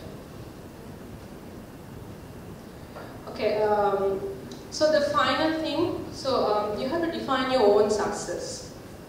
So some people might think having a lot of friends is success. Some people might think writing some great software is success. Some people might think having a balanced life is success. So define your own success, find your own self. And redefine success, if possible, every day. Not every day, I mean once in a month, redefine success. Look back and redefine what success is. In my case, I was really lucky. I don't have to worry about race.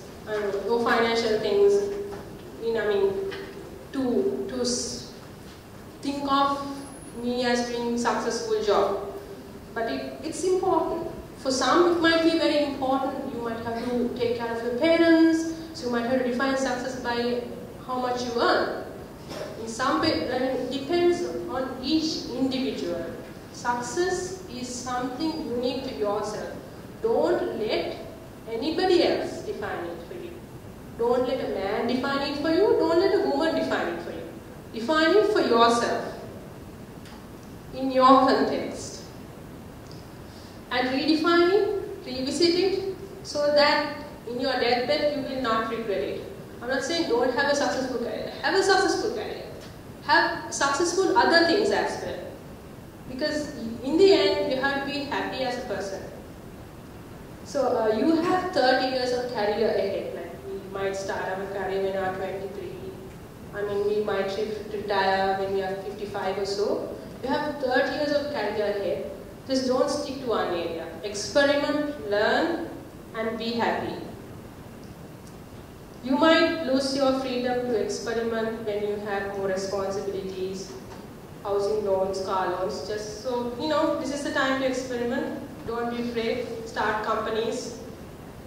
So if they fall apart, you can join and start a job, and so on.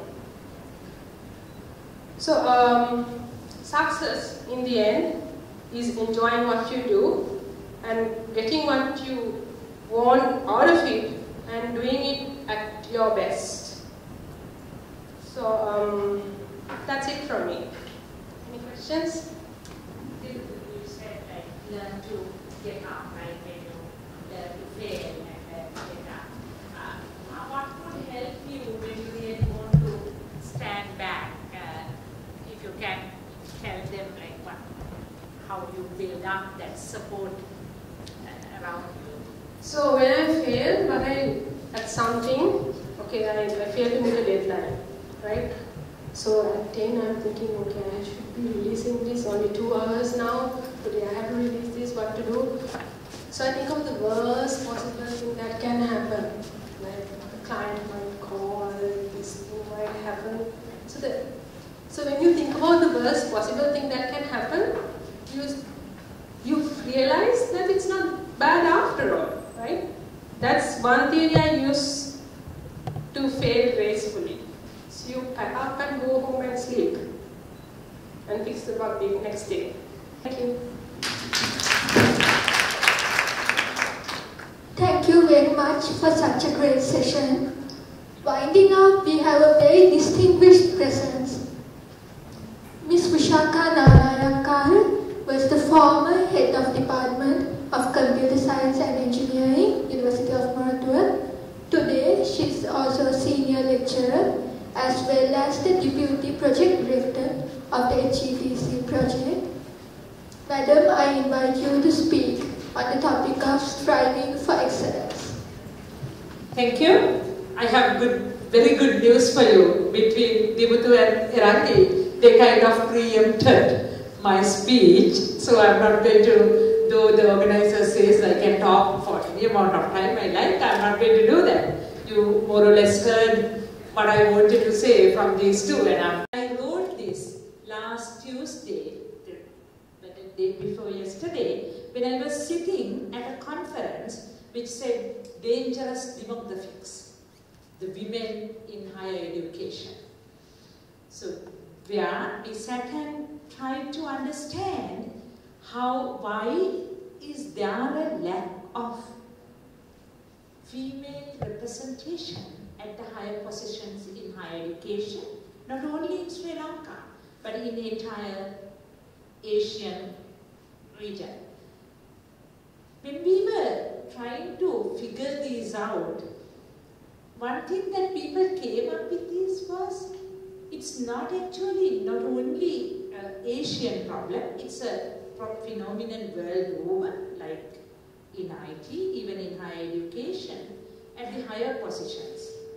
The representation is low. It's not even like what Dibutu said, lower input than you anyway get. If you look at the Sri Lankan national average of female representation in higher education is 64%. But we have only one single vice chancellor. But that's not the story. What we realized was, it's not even female problem. When you look at leadership, it's mostly coming from the STEM disciplines, science, technology, engineering, medicine, and not from humanities. So the female leaders are invariably always coming from these disciplines. And so my tagline was, we have broken that barrier, you have broken that barrier, which I think Moratuwa articulated better than I do. So, my dear girls, you really have taken the first step towards pursuing excellence, being the leaders by going against the norm and getting into engineering or IT, because that's not what a traditional Asian girl would do. You can remember many instances where they try to motivate you to do otherwise. But you wanted to be an engineer and you were not afraid to take up that challenge. So,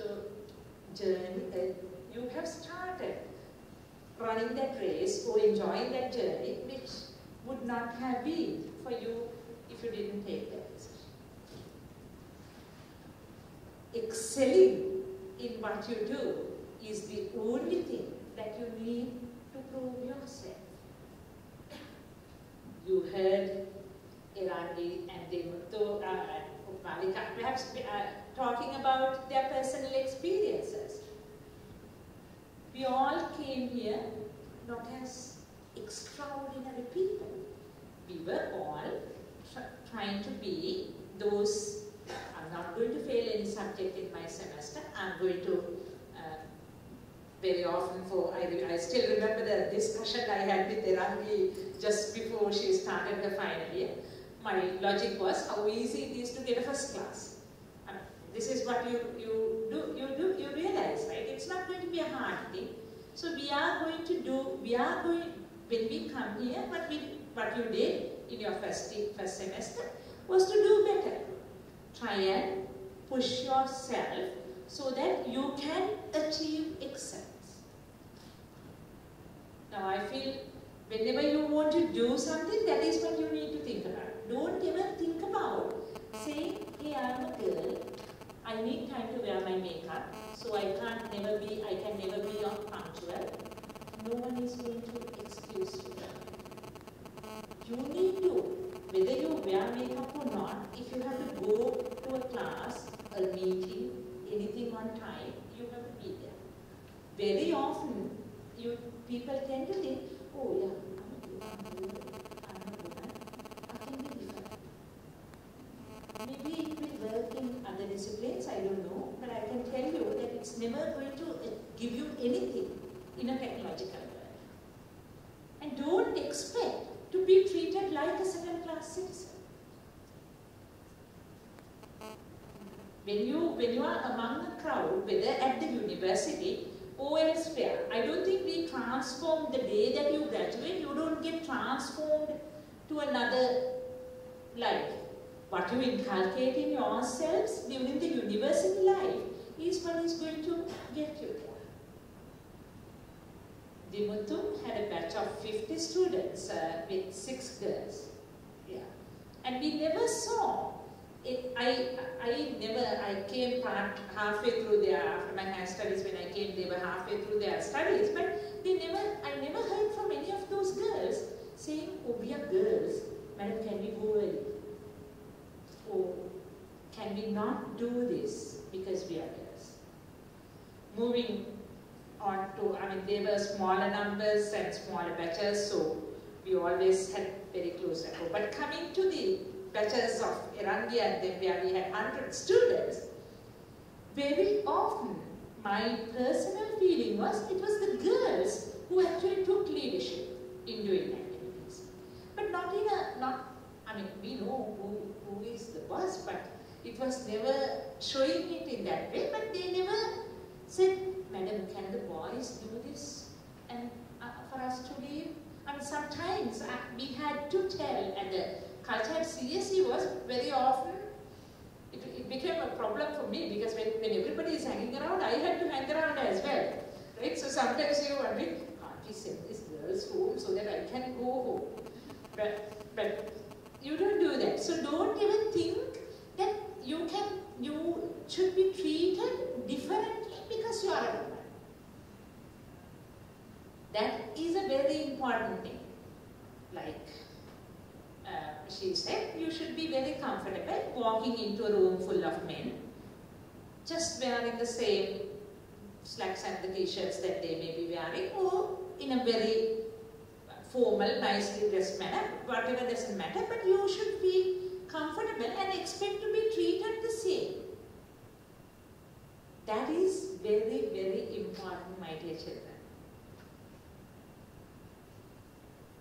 I'm happy, and I'm sure many of you, both of you would feel, we have never felt that we were discriminated or we were not given the equal opportunities in our lives. Some people, some ladies in the Sri Lankan IT industry sometimes try to disagree on that. But if you really do not expect to be treated as second-class citizen, no one is going to treat you as second-class citizen. But when you expect that it's 7 o'clock, what is she doing? Should we be going home? Is she forgetting that we are not much of guys? Then of course you create that opportunity for you to be treated differently. So don't do that. And moving on to my topic, the most important thing of being a woman and trying to achieve the due recognition, or even sometimes more than that, is to excel in what you do. Don't ever leave room for anybody to say, oh, she's a woman and she doesn't know how to code. Like Dimitra said, we need to prove ourselves. But when you prove it, make sure that you do it to the best of your ability. Don't ever do that. This is my personal experience, and I'm sure many of us can relate to that. Because if you do not excel in what you do, if you don't try to strive for the excellence, others are going to easily put you down. It sometimes requires a little bit more work than the guy would do. When I was the head of department, I was the only head of department. So Professor Javardhana started all the HOD meetings. Professor Anand Javardhana, the current Vice Chancellor, was the dean there. So he started all the HOD meetings, driving me crazy, saying, good morning, lady and gentlemen. And I'm like, Vidya, the registrar used to take down minutes. So I say, so there's another lady, so you can probably say good morning, ladies and gentlemen. But I had a lot of advantages of being the only lady. Not because, you know, lecturers, right? They don't treat you differently because you are a woman. They don't even go out of their way to be nice or anything.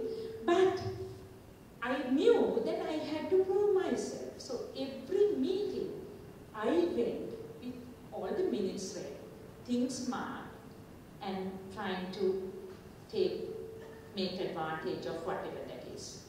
When I took over as the head of computer science and engineering in 2005, the CSC was the second smallest from the bottom.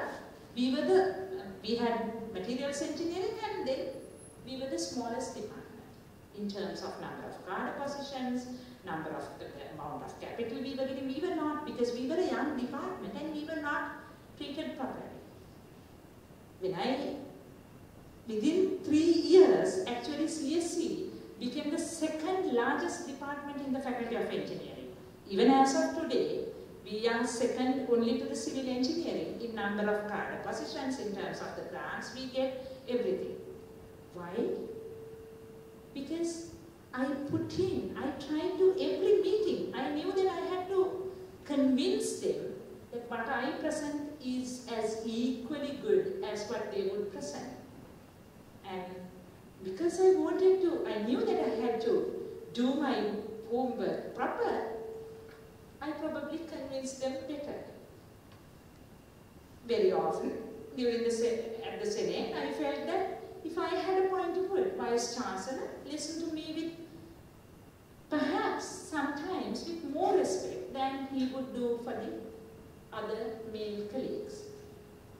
So you have to, my little lesson I learned, and what really helps me today working in the government. When you talk about government, you talk about a lot of bureaucracies and all that, but getting what I want to achieve is that bit of planning and learn. The learning I had, knowing that, hey, if I want to get this, I must pursue for excellence. I should not stop anything short of my best shot.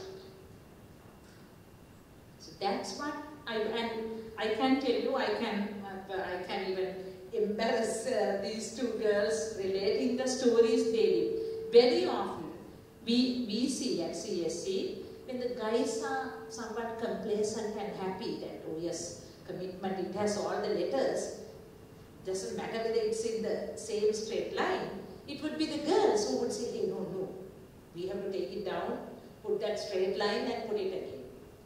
Am I correct? So that's one thing I would really like to see from you, and for you to learn from all the role models you have. Don't settle down for anything which is less than your best shot. Because no one is going to put you down. It's you, yourself, who is going to put you down. As Dimitra said, we are very lucky to be in a wonderful field where our talents are recognized.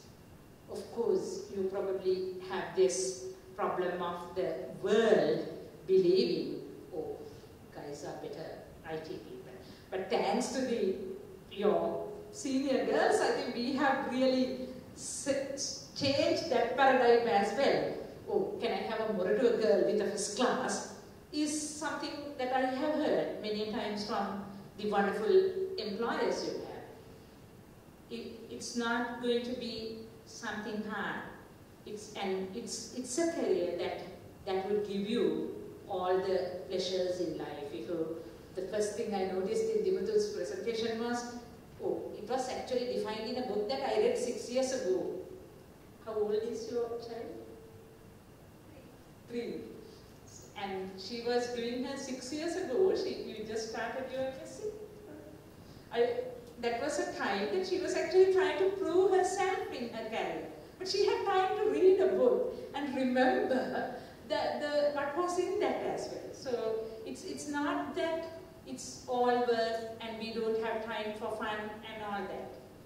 If you go to Irangi's Facebook today, I see more than the South African pictures. I see the times that they go out, have fun. So you are actually in a discipline where you need to work hard, but you really can enjoy life as well. If you think about that, some of your other colleagues in other disciplines do not have that opportunity. So you don't have any reason not to try and excel in what you do. So that's, I think, I'll probably see you all more than the other speakers. So with that, I will remind you again, you have broken that barrier. You have got into a field which is not predominantly female, and you have the opportunity of showing that yes, we can, because you have already shown it. So all the very best. Don't forget, it's nothing but the excellence that would make you the successful IT woman or the career person. Thank you.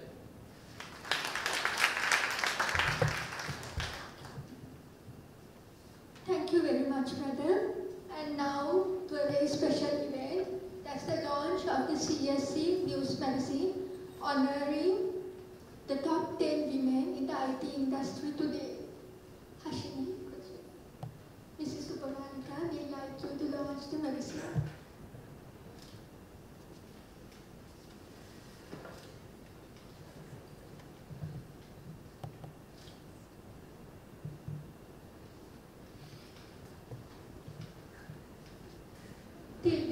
let's have a round of thanks by Chandni Mangaleshwaran, University of Moratuwa, who was student ambassador.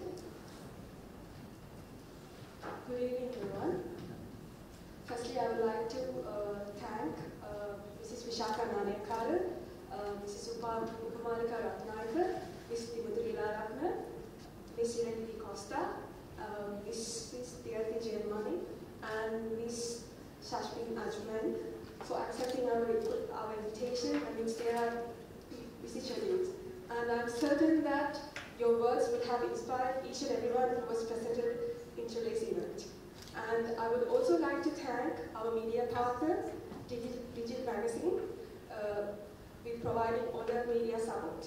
Last but not least, I would like to thank our staff advisor, Mr. Chandana Gamage, and our senior treasurer, Mr. D. Silva, for giving us the guidance and the total support to make this event a successful.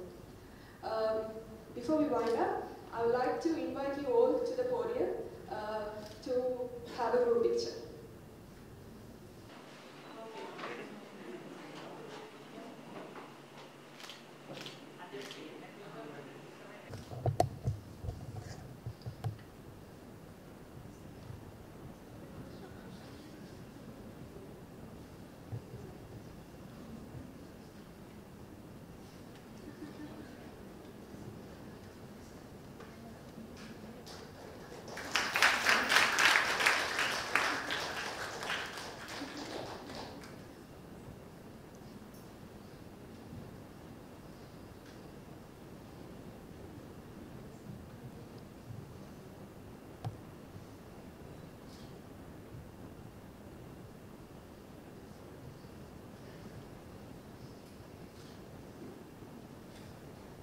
Now finally to present some tokens of appreciation to our very special speakers, I first invite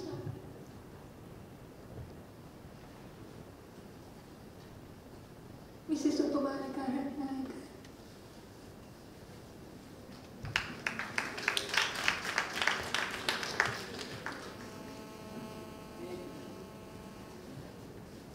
Mrs. Vishaka Nanayakara.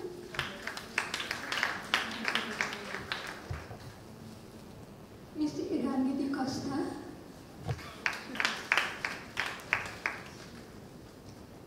Now I invite Hashini to present the tokens. Mrs. Dimutu Leela Ratna.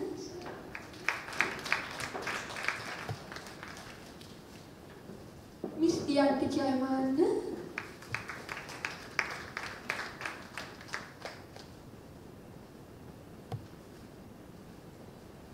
And Mrs. Shashmi Ajume.